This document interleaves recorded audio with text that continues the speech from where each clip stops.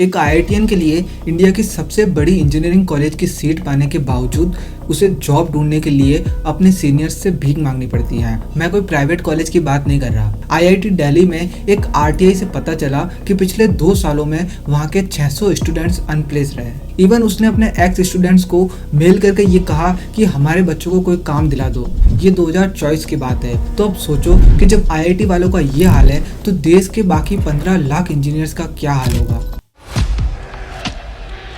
हर साल इंडिया में 15 लाख से ज़्यादा इंजीनियर्स ग्रेजुएट होते हैं। दुनिया का कोई भी और देश एक साल में इतने इंजीनियर्स नहीं निकालता है। और इन 15 लाख में से 83% इंजीनियर्स को ना ही जॉब मिलती है और ना ही इंटर्नशिप। ये तो हुई टियर 3 कॉलेज की बात।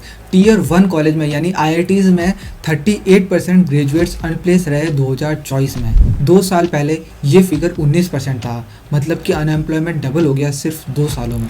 तो आखिर यहाँ पर प्रॉब्लम क्या है, ये सब आखिर हुआ कैसे, ये समझने के लिए हमें थोड़ा सा पीछे जाना होगा। 1991 में इंडिया ने अपनी इकोनॉमी को ओपन किया, जिससे कि मल्टीनेशनल कंपनीज इंडिया में आने लगी, जैसे माइक्रोसॉफ्ट, आईबीएम और ओरेकल। उन्हें बस एक ही चीज़ चाहिए थी, इंजीनियर्स। बट उन्होंने इंडिया को ही क्यों चुना? इसके पीछे 3 मेजर रीजंस हैं। पहला, उन्हें लोग चाहिए थे, बहुत सारे लोग, और इंडिया में पॉपुलेशन की कोई कमी नहीं है।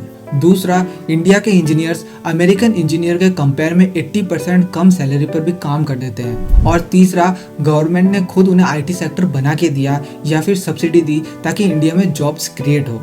इन्फोसिस, विप्रो, टीसीएस जैसी कंपनियां भी खड़ी हो गई इन मल्टीनेशनल कंपनियों का काम करने के लिए। इस दौर में इंजीनियर्स की डिमांड इतनी ज़्यादा बढ़ी कि एक इंजीनियरिंग कॉलेज खोलना हाईली प्रॉफिटेबल बिजनेस बन गया। आंध्र प्रदेश में 1994 में 32 इंजीनियरिंग कॉलेज खोले गए और 2011 तक 700 से ज़्यादा कॉलेज, मतलब 2.5 लाख सीट्स। यूपी में 1996 में 12 कॉलेज और अगले 25 साल में 300 से ज़्यादा। इंडिया में जोर शोर से इंजीनियरिंग कॉलेज बनने लगते हैं। इनका फॉर्मूला सिंपल था, एक बड़ी बिल्डिंग बनाओ, एक बड़ा कैंपस दिखाओ, और एजुकेशन वो बाद में सोचेंगे। हालांकि इन कॉलेजेस में एजुकेशन की क्वालिटी को मॉनिटर करने के लिए एक गवर्नमेंट एजेंसी बनाई गई, AICTE, all India council for technical education. 2019 में सीबीआई ने AICTE के ऑफिशियल्स को अरेस्ट किया करप्शन के लिए, और चेयरमैन को सस्पेंड किया गया एक कॉलेज से रिश्वत मांगने के आरोप में।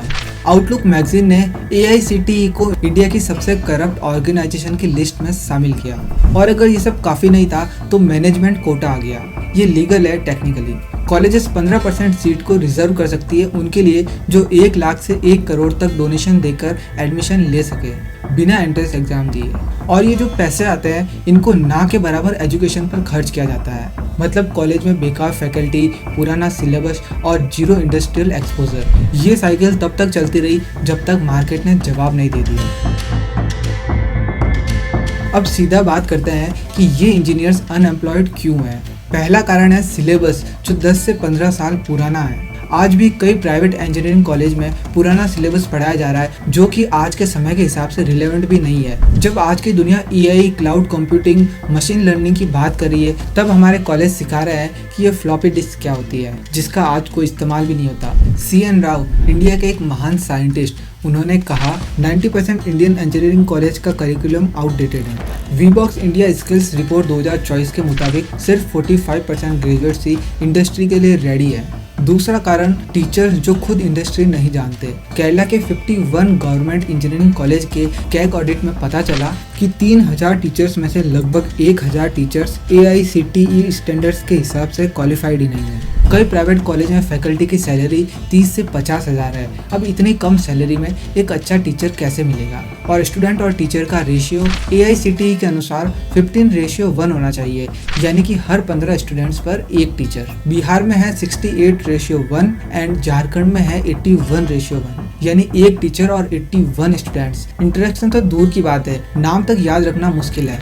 तीसरा कारण, जीरो रियल वर्ल्ड एक्सपीरियंस।